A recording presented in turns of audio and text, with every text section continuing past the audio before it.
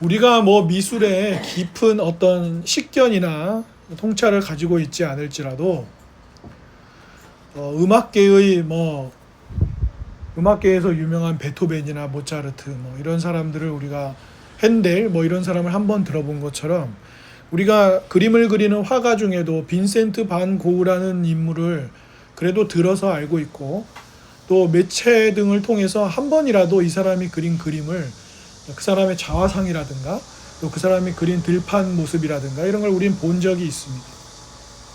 빈센트 반 고흐의 아버지와 할아버지는 두 분 다 목사님이셨어요.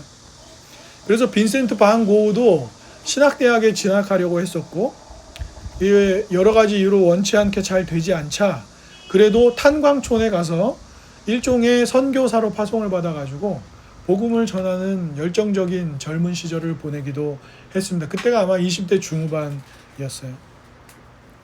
그런데 이제 여러 가지 문제들을 겪고 심지어 그 파송했던 교단으로부터 좀 문제를 지적받아가지고 이제 선교사로서 활동을 할 수 없게 되었습니다. 그래서 그 이전부터 이렇게 그림을 또 그리고 싶었던 욕망이 있어가지고 반 고흐가 그 다음부터 이제 그림 그리는 활동을 열심히 하게 됩니다. 근데 이제 당시부터도 반 고흐가 좀 약간 여러 가지 마음의 병이나 이런 걸로 고생을 했던 걸로 보여요. 특히 근데 이제 반 고흐가 고생을 할 때 아버지나 어머니 가족들이 형제들이 또 있었어요. 여동생들이 남동생이 있었는데 남동생 한 명만 조금 남동생도 사실 그러니까 가족들이 보기에는 가족들을 좀 힘들게 하는 사람이었어요.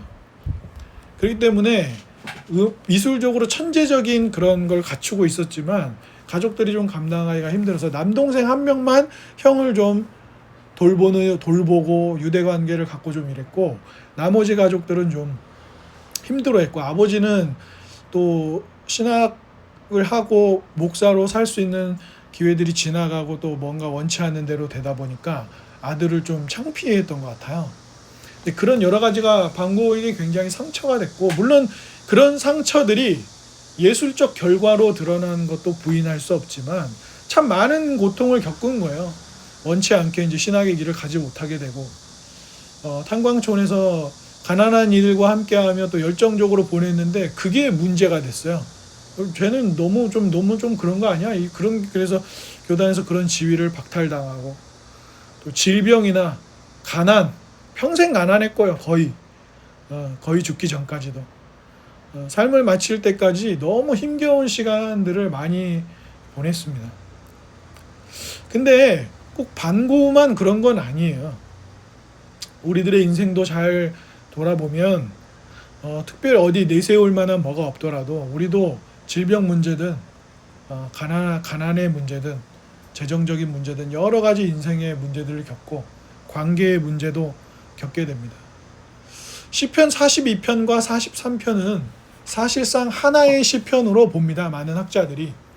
그럼에도 불구하고 시편 42편과 43편이 어떤 조금의 한편으로 볼 수 있지만 어떤 조금의 특징을 가지고 나눠서도 볼 수 있어요. 그래서 우리는 이미 시편 42편에서 그 시인의 고백처럼 만족을 잃어버리고 자신이 사랑했던 하나님을 예배하던 자리로부터 멀어지고 질병에 걸리고 그런 상황 속에서 야 하나님이 계시면 네 삶이 왜 그러냐 그러면서 조롱당하고 그런 고통당하는 시인의 모습을 봤습니다. 시편 43편도 보면 여전히 그 고통을 호소하고 있어요. 그래서 반 고흐의 삶처럼 우리가 다 그래요. 특정한 누군가의 삶만이 아니라 우리 대부분의 삶이 그렇습니다. 우리 모두가 자기의 아픔만 바라보고 자기 상처를 핥는다 그러죠. 짐승처럼. 자기 상처에만 집중하니까 그렇지 조금만 눈을 돌려서 옆을 보면 우리보다 힘겨운 삶을 살아가는 사람들이 굉장히 많아요. 제가 예전에도 말씀드렸잖아요. 남미의 어떤 젊은 한 아버지가 유일하게 딱 한 가지 소원이 있는데 자기 딸이 쓰레기 더미 뒤지지 않고 살 수 있으면 좋겠다라는 게 지금 이 시대를 우리와 동시대를 살아가는 한 나라의 아버지의 바람이에요. 그죠? 대한민국에 그런 사람은 많지는 않잖아요. 우리도 전쟁과 나라를 뺏긴 위험을 많이 겪었지만 그래도 금방 경제적으로 많은 부분에서 일어나서 지금에 이르렀습니다.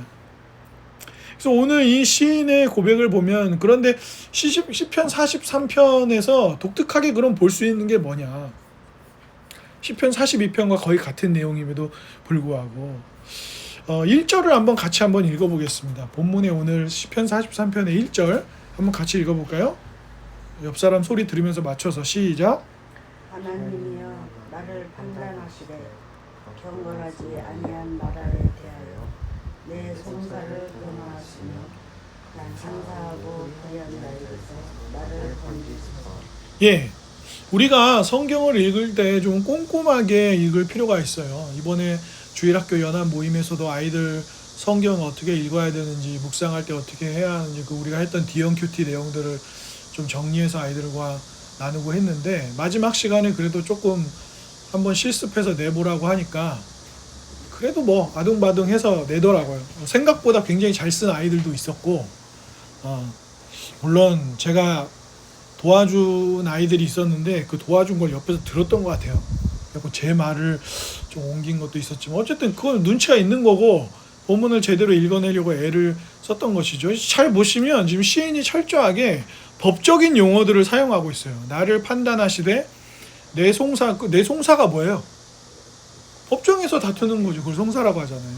그 옛날 표현이긴 하지만 그 송사를 변호하시고, 그리고 자기에 대한 불이한 고발의 문제를 해결해 달라고 시인이 지금 하나님께 간구하고 있습니다. 그래서 시편 44편을 읽어보면 원수들이 대놓고 2절에 얘기하잖아요. 원수의 억압이 있다. 그렇죠? 간사하고 불의한 자들에게 고통당하고 있으니까 그들에게서 건져달라고 하는 거겠죠. 그러니까 여기서도 시인을 고통스럽게 하는 삶의 문제를 언급을 하고 있습니다. 그런데 중요한 건 시편 43편에서는 시편 42편과는 다르게 성전으로부터 멀리 벗어나 있다거나 원수들의 조롱만을 이야기하는 게 아니라 철저하게 법적 용어를 사용하고 있다는 거예요. 우리들의 삶은 내 안과 밖의 실패와 고난으로 끝나지 않고, 실제 우리가 법정에 가는 건 아니더라도, 물론 저는 가봤지만 지금 생각해도 다시 가고 싶지 않고 무서웠습니다. 무서웠어. 분명히 그 판사는 저보다 나이가 어려 보였는데, 비슷한 또래거나 저보다 어려 보였는데 어찌나 그냥 위세가 있던지, 자기는 직업적으로 그 일을 하는 거지만 그 앞에 서서 판결을 기다리는 사람의 입장으로서는 참 그 심장 떨리고, 저도 살면서 제 아들이 그렇게 긴장한 모습은 본 적이 없어요. 아마 본인이 생각하기에 나중에 군대 가도 그 정도로 긴장 안 할 수도 있을걸요. 그러니까 내가 그 앞에 서봤다라는 생각을 하면 군대도 넉넉하게 이겨내지 않을까, 군대 생활도. 그렇게 꼭 좋은 경험이다 그건 아니지만 어떤 경험들은 우리의 삶을 건강하게 또 빚어가는 좋은 토대가 되어주는 것이죠. 그래서 실제 법정은 아니지만 법정에서 판결받는 것처럼 우리의 인생을 그렇게 직관적으로 생각하게 될 수가 있어요. 직관적이라는 게 뭐예요? 특별히 누군가가 별다른 설명이나 적응 기간을 주지 않아도 그냥 확 와닿는 거예요. 그래서 저는 원래 몇 년 전이냐 기억도 안 나네. 이제 한 10년 전쯤만 해도 맥북을 쓰지 않았어요. 이런 애플 제품의 노트북을 쓰지는 않았단 말이죠. 그냥 일반 윈도우즈 제품을 썼는데, 맥북을 썼을 때 가장 좋았던 건 누가 저한테 맥북을 쓸 때 막 이렇게 써야 돼, 저렇게 써야 돼 막 설명해 주지 않아도 굉장히 직관적이었다는 거예요. 그냥 손을 폈다가 패드를 쓸 때도 손을 오므렸다가 그냥 손가락으로 쭉 밀거나, 이런 게 굉장히 직관적이어서 사용하는 데 있어서 굉장히 편리하고 이거는 오히려 되게 사용하기 여러 가지 면에서 크게 뭔가를 배우지 않아도, 물론 배워야 되는 시간이 있었지만 굉장히 직관적이구나, 그거 직관적이거든요. 그러니까 우리가 꼭 내 인생을 어떤 판사 앞에 내 인생 전체를 판결받는다 이게 아니더라도, 우리 자신도 시인처럼 우리가 질병에 걸렸을 때, 우리가 어떤 일을 하다가 뭐가 잘 안 됐을 때, 실패했을 때, 이랬을 때에 우리가 어떻게 생각하게 되냐면, 내 인생은 실패했다. 이생망 뭔지 아세요? 이생망? 이번 생은 망했다. 이 젊은이들이 쓰는 줄임말이에요. 그러니까 왜 그런 표현들을 쓰게 되죠? 내가 어떤 실패를 했고 생각만큼 일이 잘 풀리지 않았고 그랬을 때에 우리가 그런 표현들을 쓰는 거예요. 그러니까 내 인생을 어떤 인생을 재판해주는 재판관 앞에 간 건 아니지만 우리도 시인처럼 마치 내 인생을 힘겨운 시기가 찾아왔을 때 우리도 방고우처럼 가난과 질병과 가까운 사람들로부터 무시받고 버림받았다고 느끼는 고통 속에 머물러 있을 때, 그래서 그 동생 한 명하고만 700통 가까이의 편지를 주고받았다 그래요. 그 남동생 한 명하고. 얼마나 의지가 됐겠어요. 다 관계가 끊기고 자기를 부끄러워하고 어려운 상황이고 또 자기가 봤을 때 자기가 아무 잘못도 없는 것도 아닐 수도 있고요. 다윗처럼. 그런데 그런 와중에 동생과만 편지가 주고받고 동생은 또 형을 계속 지원을 했어요. 월세라든가 그림을 그리는 재료들이 필요하잖아요. 또 캔버스에 유화를 그리려면 그런 재료비라든가 이런 것들을 동생은 또 형의 재능을 높이 사서 어려움 중에도 계속해서 지원을 했다고 합니다.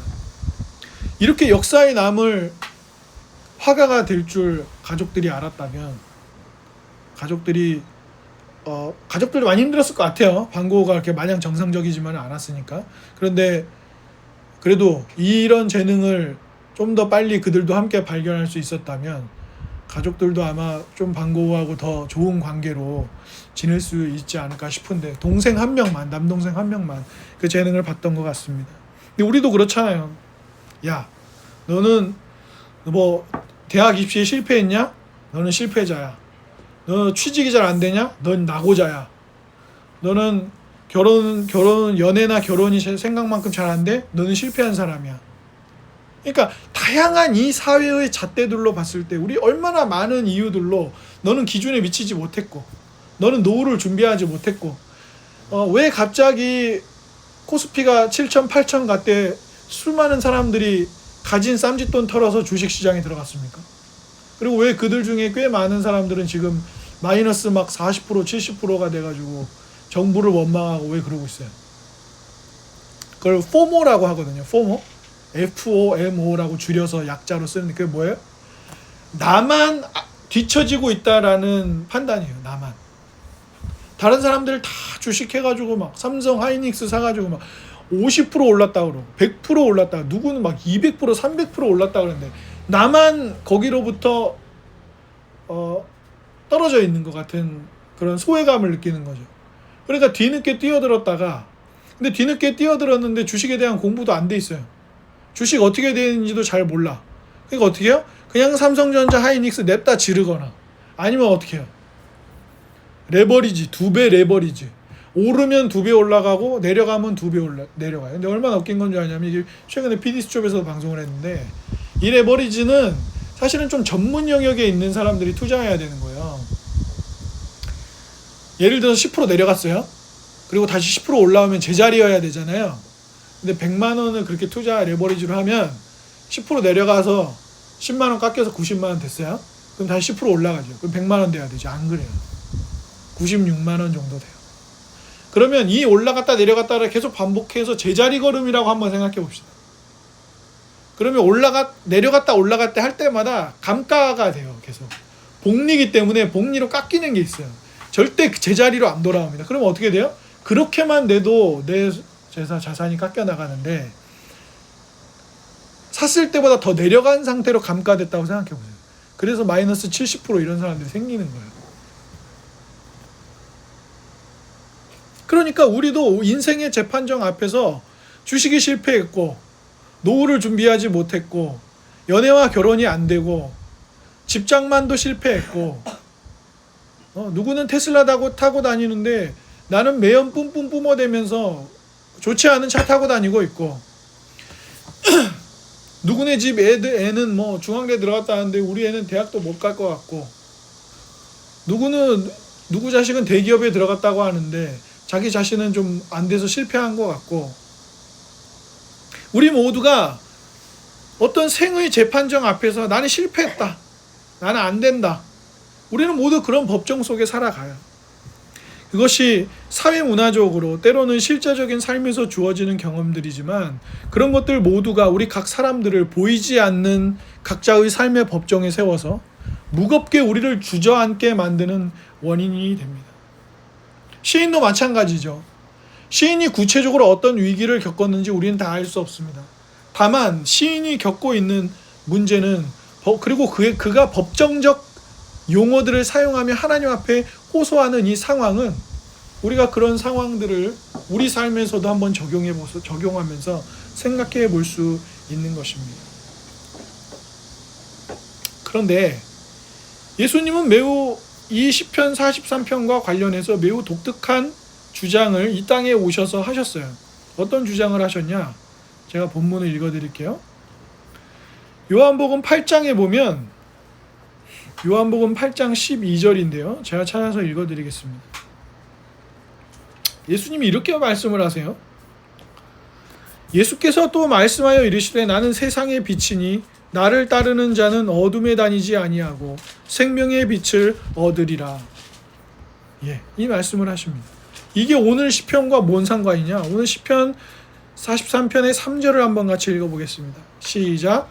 주의 빛과 주의 진리를 보내시어 나를 인도하시고 주의 거룩한 산과 주께서 계시는 곳에 이르게 하소서.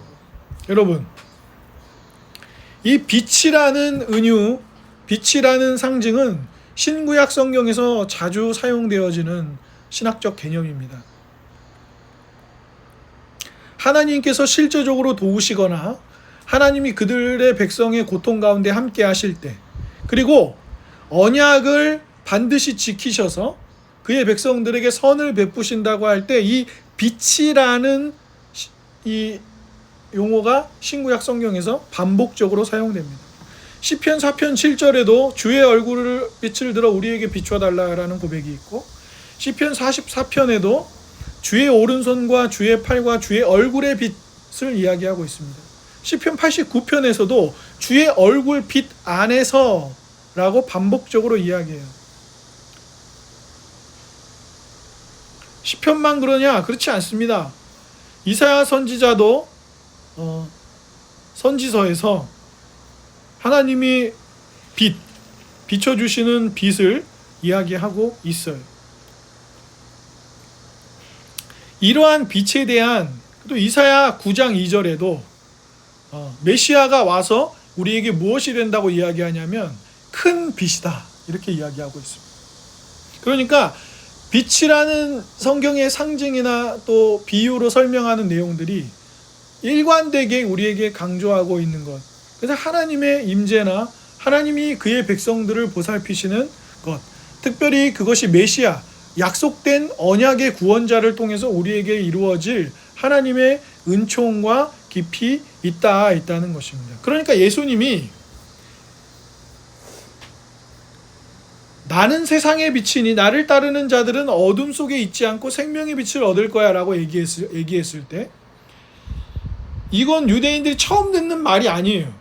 유대인들에게 익숙한 개념입니다.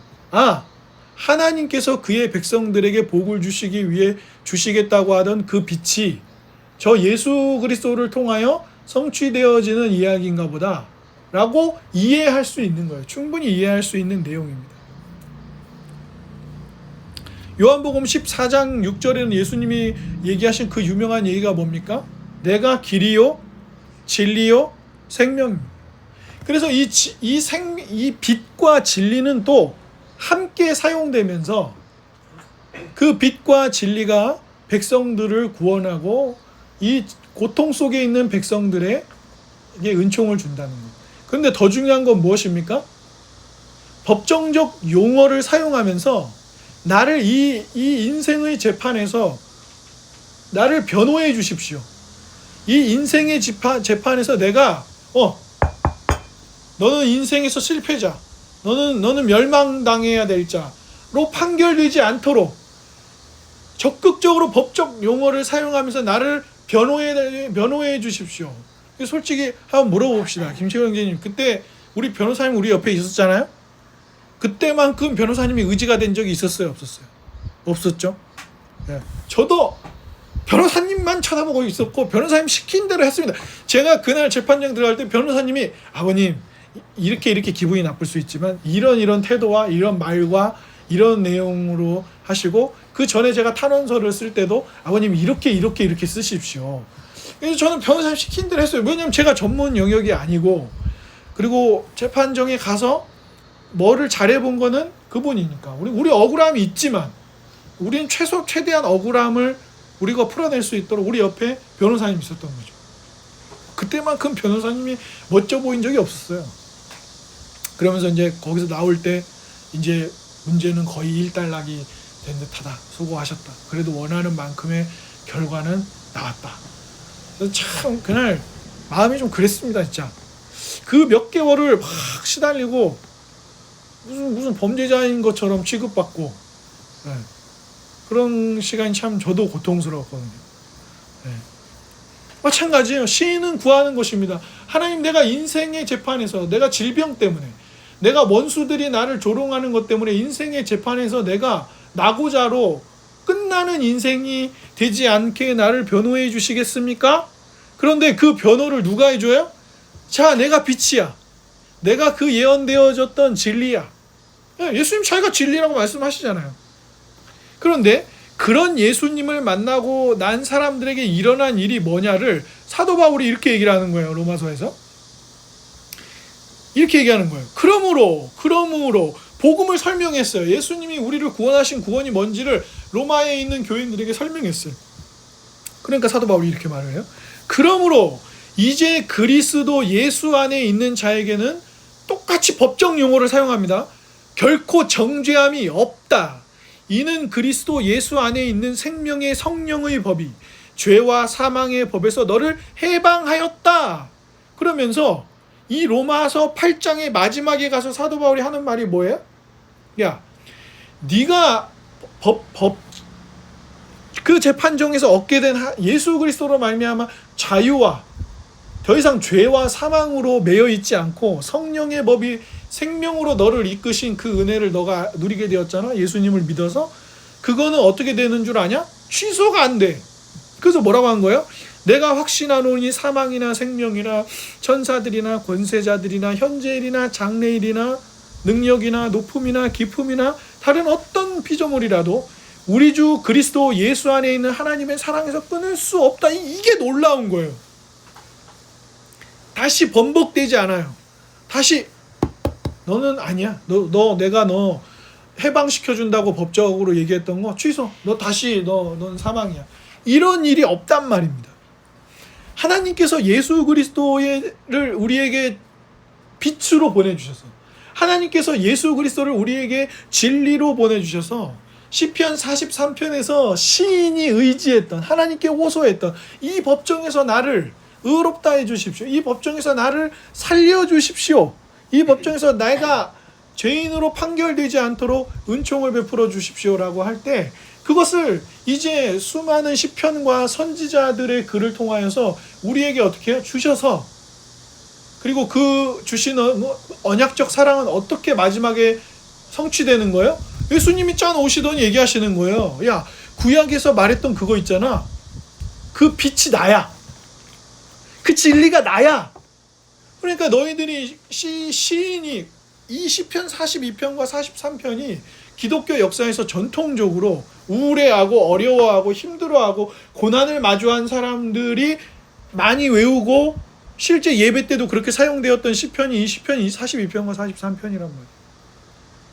그때 누구의 음성을 들어야 되냐 이거예요. 고린도후서 5장 10절은 또 이렇게 말합니다. 제가 읽어드릴게요. 5장 10절 고린도후서 5장 10절에 이렇게 말해요. 이는 우리가 다 반드시 그리스도의 심판대 앞에서 나타나게 되어 각각 선악간에 그 몸으로 행한 것을 따라 받으려 함이라. 예, 그 재판정 그리스도의 심판대 앞에 선다는 건 두려운 일이지만 믿는 자들에겐 그 심판대가 뭐예요? 영원한 기쁨의 판결을 받을 자리란 말이에요. 그러니 주 안에 사랑하는 여러분,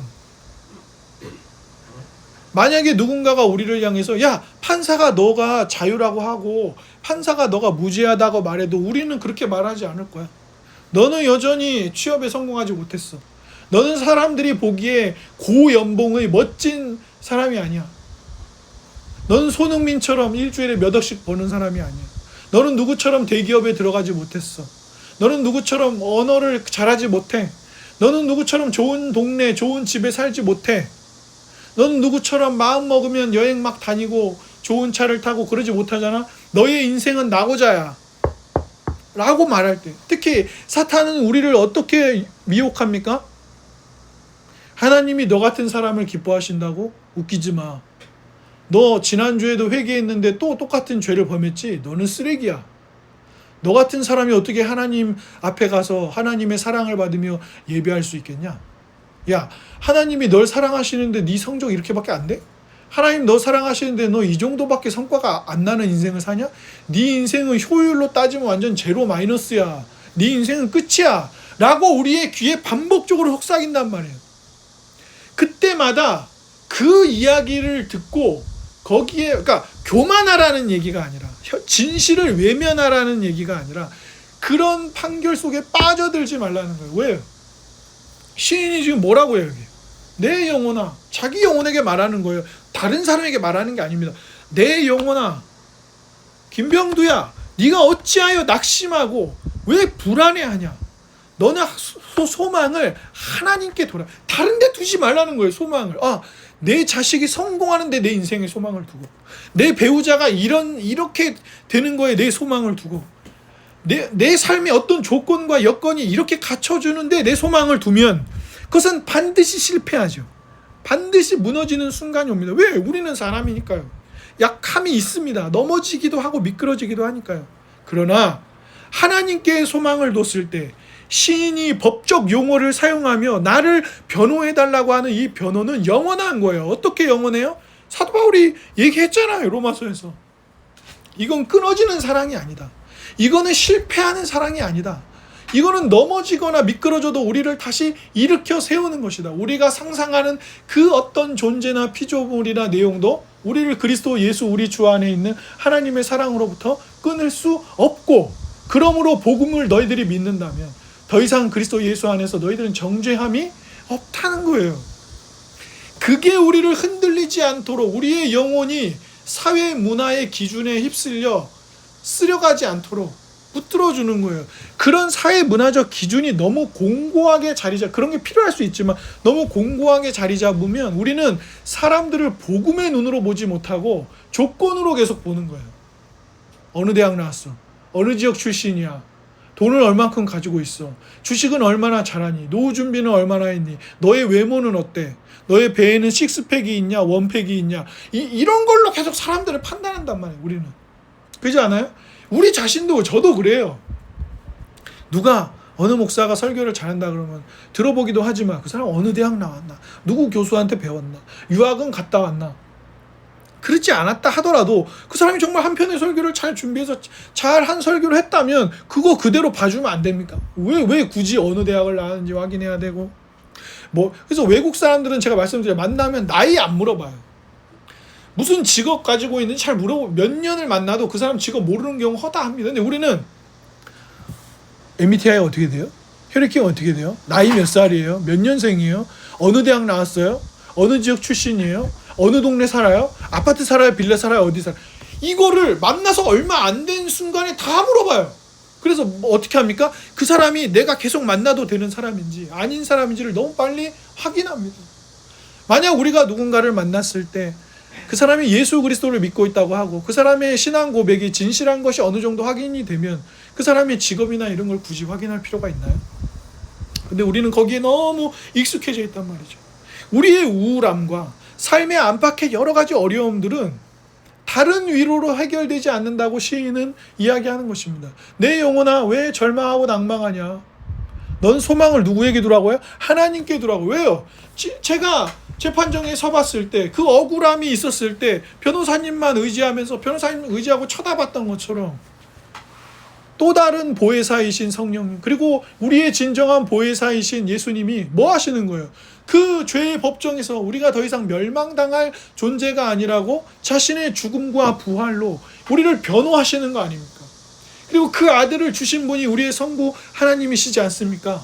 그 말씀이 우리에게 들려질 때 믿게 하시는 분이 우리의 성령 하나님이 아니십니까? 그것이 기독교가 세상에 줄 수 있는, 우리가 우리 영혼에 스스로 말할 때에 가장 복되게 줄 수 있는 아름다운 고백입니다. 그러니까 자꾸 우리의 인생이 실패하고 끝났다라고 생각될 때, 미끄러져서 뭔가 삐끗했다고 생각할 때, 그때 우리는 단순히 얼마를 벌었냐 이런 문제가 아니라, 그러므로 우리 주 예수 그리스도 안에서 우리는 더 이상 정죄당하지 않는다는 진리의 말씀, 내가 너희의 빛이고 진리라고 말씀하셨던 그 말씀. 엠마오로 가던 두 제자가 어땠어요? 야, 다 끝났어 이제. 엠마오로 왜 가고 있었는데? 끝났으니까요. 우리의 스승이고 세상을 바꿀 수 있다고 생각했던 분이 십자가에 죽으셨어요. 다 배신했습니다. 제자들 다 그분을 버렸어요. 그런데 부활하신 예수님을 길 가다 만납니다. 그분이 예수님인지 못 알아봐요. 그런데 예수님이 어리석은 자들아, 너희의 스승이라고 하는 분이 그런 유대 지도자들에게 끌려가서 죽고 이런 게 다 예언이 된 내용이잖아. 그래서 모세의 글과 선지자들의 글, 그게 뭐예요? 구약 성경이에요. 구약 성경을 처음부터 끝까지 쭉 예수님이 풀어주십니다. 그제서야 제자들이 뭐라 그래요? 다 풀어줘서 말씀을 깨닫고 나니까 예수님 같이 안 계셔. 그러니까 제자들이 뭐라 그래요? 야, 그분이 우리에게 하나님의 말씀을 쭉 설명해 주실 때 우리의 마음이 뜨겁지 아니하더냐. 그러면서 엠마오로 가던 이 두 사람이 길을 틀어서 어디로 가요? 예루살렘으로 갑니다. 주 안에 사랑하는 여러분, 저도 좌절감이 몰려올 때가 있어요. 나의 목회는 이렇게 끝인가? 나는 목양을 이렇게 못하는 사람인가? 나는 안 되는구나. 나는 내 인생이 참 안 되는 인생이구나. 나는 왜 가난한 집에서 태어났는가? 아직도 망상을 꾸고 혹시 어느 회장집에서 태어났는데 나를 이 집에 버린 것이 아닌가? 갑자기 어느 날 아버지란 분이 나타나가지고, 자, 이제 너 사고 싶은 테슬라 마음껏 사라. 그럼 제가 테슬라만 사겠어요? 네. 요즘에 그 포르쉐나 이런 데도 전기차 만듭니다 이제. 네. 왜냐면 전기차로 다 넘어가요. 이거는 그냥 대세예요. 넘어가는 거예요. 그래서 전기차 만드는데 저도 포르쉐 전기차 끌고 다니고 람보르기니 전기차 끌고 다니고 그러지 않았겠어요? 그런데 이게 바로 그런 거예요. 진정한 아버지이신 하나님이 우리에게 짠 나타나시더니, 아니야, 너 실패자 아니야. 넌 낙오자가 아니야. 질병에 걸렸든 어쨌든 너의 인생에 어떤 우여곡절이 있고 어떤 실패와 좌절이 있었든, 설령 그것이 너가 범죄하여 죄를 지었던 것이라도 내가 용서한다. 너는 회개하고 바른 계명을 따르는 하나님과 이웃을 사랑하는 복된 삶으로 하나님의 백성으로 살아라. 더 이상 아무도 너를 정죄할 수 없어. 더 이상 아무도 너를 죄의 구렁텅이로 몰아넣을 수 없어. 내가 그 진리와 빛으로 나의 아들을 통하여 또 다른 보혜사이신 성령님을 보내어서 너에게 이러한 은총을 베풀어 줄 거야 라고 하신단 말이야. 그러니까 그때마다 우리가 일어날 수 있는 소망은 영원하신 선하신 하나님의 그 확실한 구원의 약속이고 그것입니다. 그러니 주 안에 사랑하는 여러분, 질병에 걸리셨습니까? 재정적 상황이 원치 않게 흘러가고 있습니까? 노력하고 살아가는데 원하는 만큼 편리한 삶이 내게 오고 있지 않습니까? 어떤 길을 가야 할지 모르겠고 혼란스럽고 방황하고 그러고 계십니까? 주 안에 사랑하는 여러분, 그리스도께서 여러분의 빛이시고 그리스도께서 여러분의 길이고 그리스도께서 여러분의 생명이고 그분만이 여러분을 불안해하지 않고 낭망하지 않도록 지켜주시는 유일한 변호자이십니다. 그것이 기독교가 여러분에게 주는 소망이며 생명입니다. 우리 주님은 그런 분입니다. 그런 것을 깨달았을 때 우리의 어른들, 선배들은 예수님이 좋은 걸 어떡합니까? 그런 찬양도 불렀던 겁니다. 그냥 예수님이 밥 줘서, 그게 안 주신다는 게 아니라 그냥 예수님이 뭐 자식 잘 되게 해줘서, 예수님이 뭐 결혼 잘하게 해줘서 노래하는 게 아니라 생의 법정에서 진정한 심판대 앞에서 사탄이 우리를 참소하고 저 사람은 영원한 지옥에 가야 하는 인간이라고 말할 때 내가 저를 위하여 죽고 부활한 생명을 주었으니 아무도 저 사람을 터치할 수 없다라고 말씀하시는 그 멋진 변호사, 그분이 우리의 구주십니다. 그 구주를 보낸 아버지의 사랑과 그러한 내용이 말씀으로 깨달아지도록 하시는 성령님의 역사 속에서 이 남은 무더위 속에서도 몸과 마음을 잘 가꾸고 근육을 키우고 걷고 잘 돌보면서 강건한 그리스도인으로 살아가는 여러분이 되기를 주님의 이름으로 축복합니다. 아멘. 아멘.